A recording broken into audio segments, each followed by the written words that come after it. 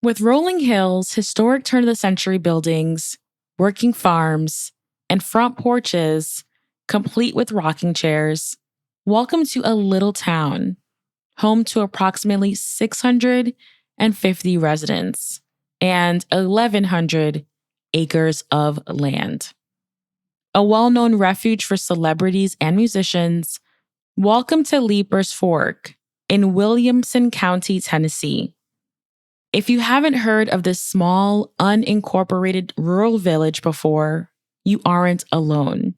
I hadn't either until recently. While planning my first trip to Tennessee, I mapped out a road trip to Clarksville and then Franklin.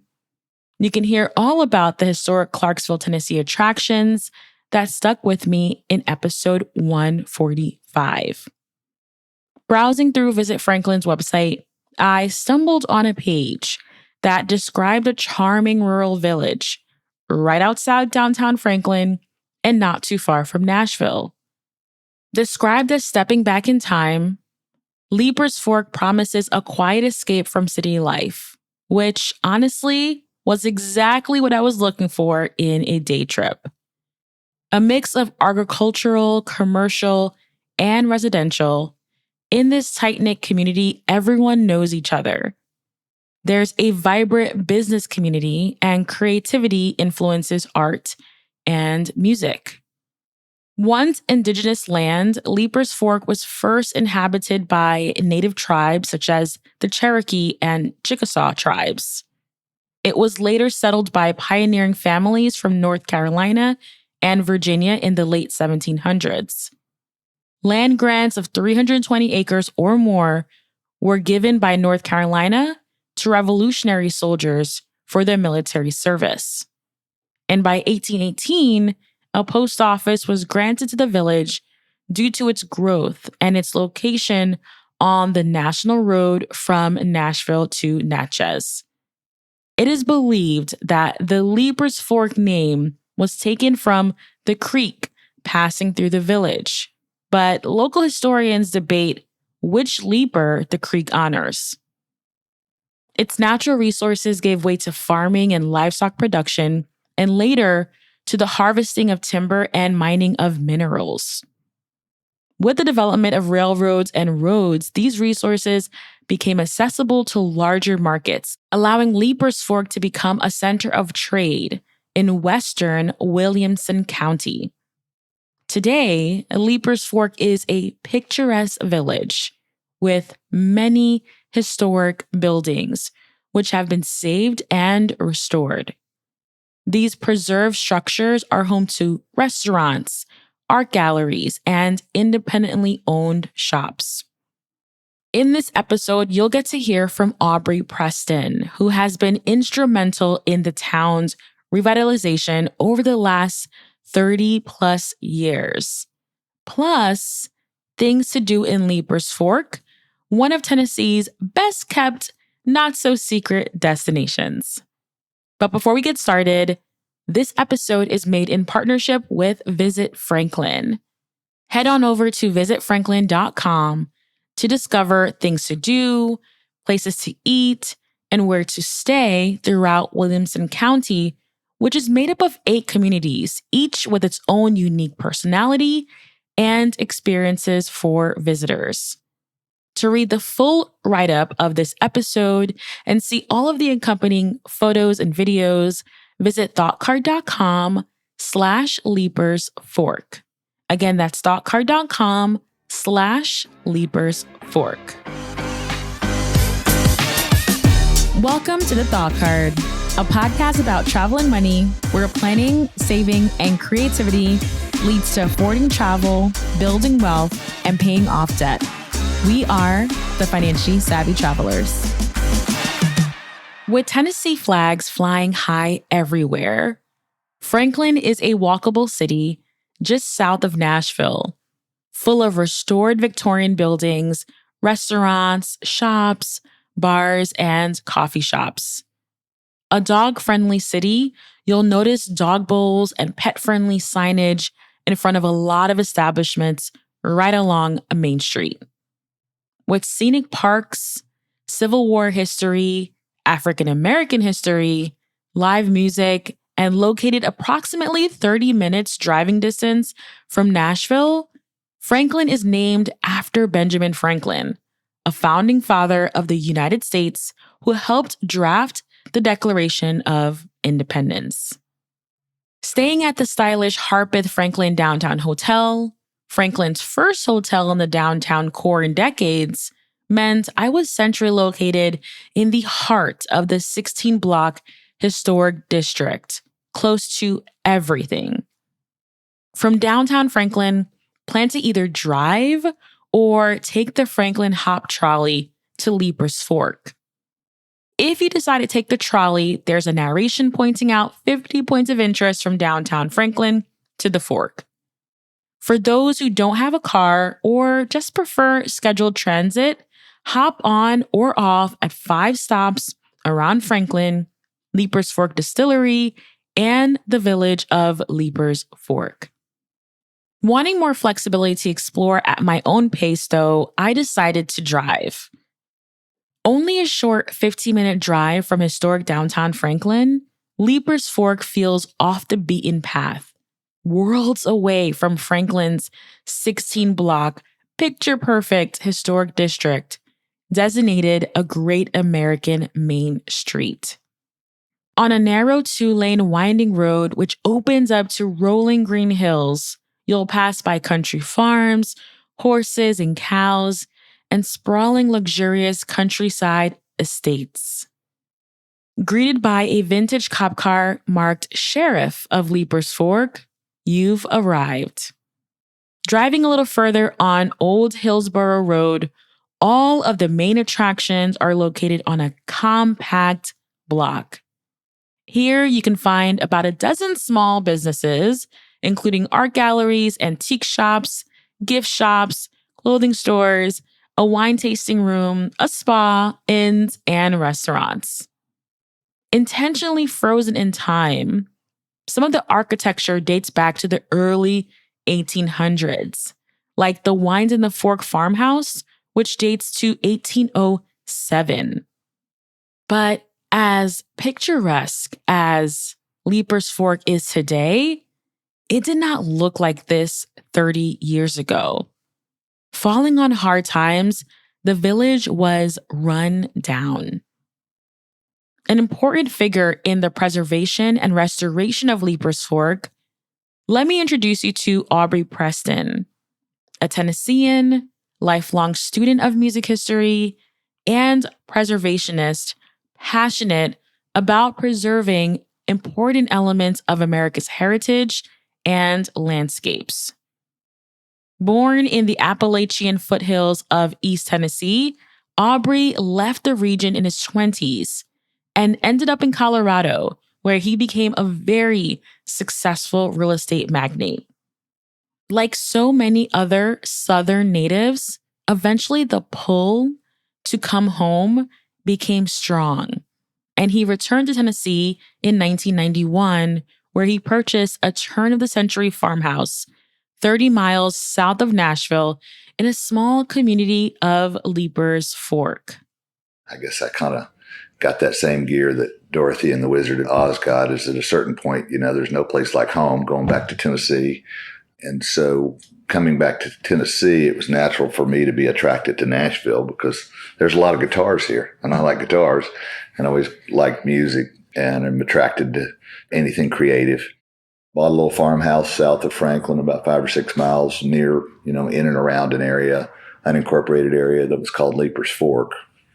And we were actually several miles to the east of it, and usually drove straight back and forth to Franklin. And then one day I took a country road and said, wonder where that goes to.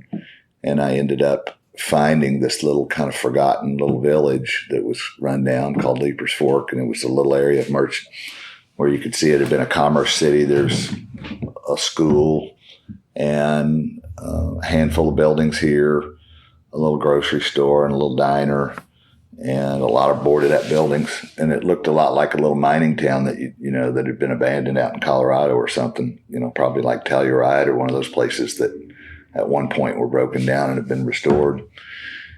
So just thought, well, man, this is really beautiful. This is cute. I love culture, and started meeting a few people out here around music. And as I got to know some of the people, they brought up the idea that there was a interstate being planned. A giant interstate was, the biggest project in Tennessee state history that would be funded by the state of Tennessee, something called Interstate 840. And it was being planned, and there was going to be an exit, and that there was a lot of fear that was going to disrupt their life. And so they were all wondering, what do we do? And I had a little bit of background in understanding real estate, and they got me fired up. And one day I went to work and got together with some of them and just pulled together the creative people that we had and put our heads together and started this preservation movement that was built on preserving land, farmland. And that was kind of the first movement like it in Tennessee at the time in the mid-90s. Nobody had really thought a whole lot about preservation of land. There was talk of preserving historic downtowns had been emerging, but preserving land, this was kind of the first of that. Driving back and forth to Franklin, one day he took a country road, wondering where it goes. He stumbled on a forgotten little commerce village with a school, a grocery store and diner, and a lot of boarded up buildings. Upwards of 80% of the village's businesses were either boarded up or vacant at the time. As he got to know some of the locals, they expressed worry with the construction of State Route 840, where there would be an interstate exit that would disrupt their economy and way of life.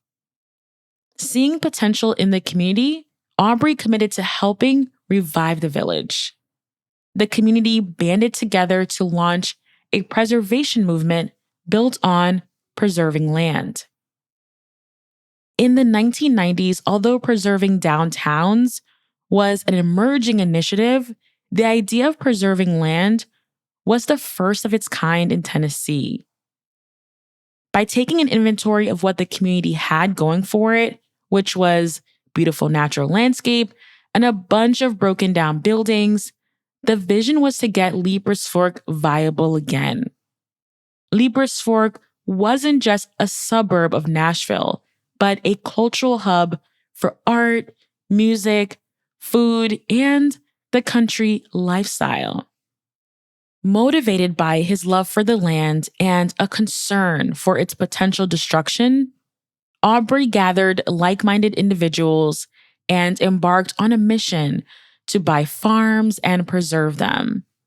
They worked tirelessly to get their town on the National Historic Register, recognizing the significance of the area's history and architecture. Their efforts extended beyond just preserving the land. They also sought to revitalize the community by recruiting others to open businesses and restore broken down buildings. Through their collective efforts, they successfully bootstrapped their community into what it is today.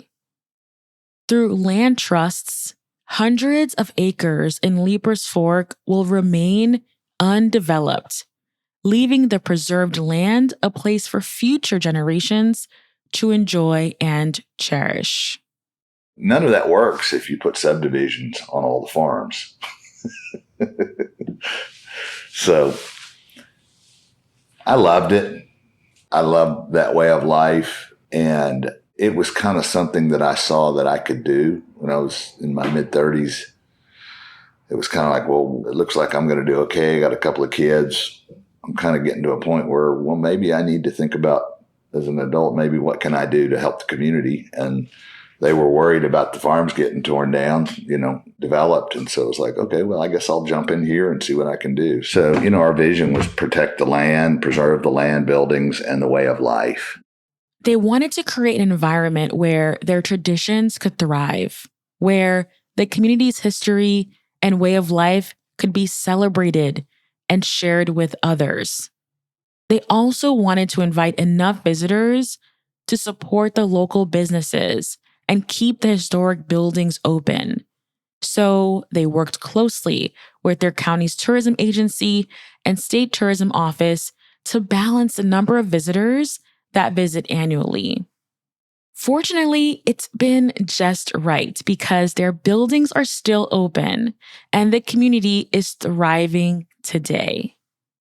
Leapers Fork has even attracted celebrities and musicians like Justin Timberlake, Carrie Underwood, Chris Stapleton, and more, who all call this laid back village home. The definition that we really embrace is kind of this perfectly imperfect place that kind of figures out a way to, in a vibrant way, stand still. Yeah, so we're a rural area and we have this little village that basically operates as a working artist colony, really. That's real similar to, movements there were in New York or LA and the big cities where you had these music movements. It was concentrations of creative people that got together at different periods of time. We just happened to be going. We're in one of those moments in history. Who knows how far that ball will roll? But right now, we're continuing to gain steam with people playing music, people writing music, people making records, people doing the art that's part of it. It's infiltrated into our schools. Of course, we do a lot to kind of provide the infrastructure, at our little place, Fox and Lock, where we do have an open mic to give up and comers a chance to cut their teeth. That's kind of our version of the Apollo Theater. It's kind of a little kinder and gentler Apollo Theater. I think they got kind of mean with people. They didn't do a good job up there. Down here, we, if they don't play good, we might say, oh, bless your heart. That'd be about the worst you're going to get. But mostly we encourage it and we try to raise young talent and sometimes raise old talent. We'll have people that'll be 75 years old and they'll decide they're going to play guitar and they learn a few songs and they get to come do open mic and we give them great applause for effort. So yeah, it is a very, very disproportionate part of our life here. With an appreciation for nature and natural things, one of my big takeaways from chatting with Aubrey Preston is his deep love for Tennessee culture and appreciation for music. He says, music in Tennessee almost comes out of the ground like spring water. It seems like everybody either plays or is related to someone that plays or came because they either play or love music. So many people are attracted to come to Leapers Fork because of the music, which has become a part of this community's identity. Land preservation is not solely about protecting the physical landscape. It is also about safeguarding the intangible aspects that make a community unique. The abundance of family gardens, storytelling, and music that accompanies rural life are all integral parts of the cultural heritage that would be lost if farms were replaced by subdivisions. In many ways, connecting to the past is an investment in the future, ensuring future generations can experience and appreciate the beauty and significance of this small rural community. In an ever-evolving cultural landscape, the people who call Leapers Fork home take pride in the idea that Leapers Fork will be defined by what they do not do with development, which is different than a lot of places. That feeling that time stands still here is a big attraction and why so many people, myself included, want to visit. One of the things I think a lot of people lose sight of when planning a trip to Leapers Fork is that it's probably not the place you'll want to pack your schedule with things to do from dawn to dusk. Visiting Leapers Fork is about connecting with the local community through food, music, art, local produce and products, and one-on-one conversations. I picked up on this right away. While wandering around town, I spent the majority of my time hanging out, sipping whiskey at the distillery, browsing the art galleries, and later unwinding by the creek. Taking it easy, I had nowhere to be, which meant I could simply live in the moment. So when you visit Leaper's Fork, chill out, ditch the checklist, and power down your cell phone. After you've taken photos of all the quirky finds around town, of course. As for things to do in Leaper's Fork, here are a few of my favorites. A quick note though, visiting on a Tuesday, while there wasn't a large crowd of tourists, restaurants were closed. So I cannot speak to the Southern Fare dining experience. I did, however, enjoy the vegan hot dogs from a food truck. Okay, so first up is Leaper's Fork Distillery, which is a small batch, family-owned whiskey distillery. Bringing the history and art of Scottish and Irish whiskey making back to Williamson County, the founder of Leaper's Fork Distillery, Lee L. Kennedy, played a big role in revising legislation which allowed distilleries to open across the state decades after the Prohibition. Many of the early settlers in this county were of Scots-Irish descent, who came with stilts on their backs, bringing with them the time-honored tradition of creating handcrafted small batch whiskey. Using these techniques, local ingredients, and limestone filtered water, tour their production facility and see the behind-the-scenes whiskey and bourbon making process, from grain selection to mashing, fermentation, distillation, barrel aging, and bottling. Sitting in the 200-year-old historic log home, the tasting table dated back to the Civil War, and there was even a charred section from a fire. Sampling their line of spirits, the Tennessee whiskey is undoubtedly my favorite. Visiting the gift shop, I brought back home a bottle of Leaper's Fork Tennessee whiskey for my husband and a whiskey-dipped cigar for my father-in-law. Other souvenirs available include t-shirts, candles, and honey. Overall, Leaper's Fork Distillery offers a timeless ambiance and is a great place to hang out. You can easily spend a few hours here, grab a drink, listen to live music, smoke a cigar, or enjoy the peaceful surroundings. Next up is Leaper's Creek Gallery. Named after the creek that runs through town, Leaper's Creek Gallery, founded by Lisa Fox, an abstract painter and galleryist, showcases paintings and sculptures by regional artists and makers.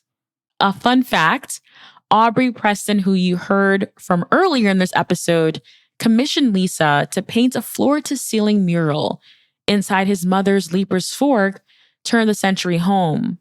He witnessed her can-do attitude and skills and asked her to establish an art gallery in the village. Once a Gulf filling station, Leaper's Creek Gallery welcomes all, families, and even dogs, to enjoy the aesthetics of the historic building and the beauty of the artwork. Don't miss the Lawn Chair Theater, a rustic stage in the backyard, which hosts live music, open mics, and other community events like movie nights throughout the year. Don't forget, though, bring your lawn chairs.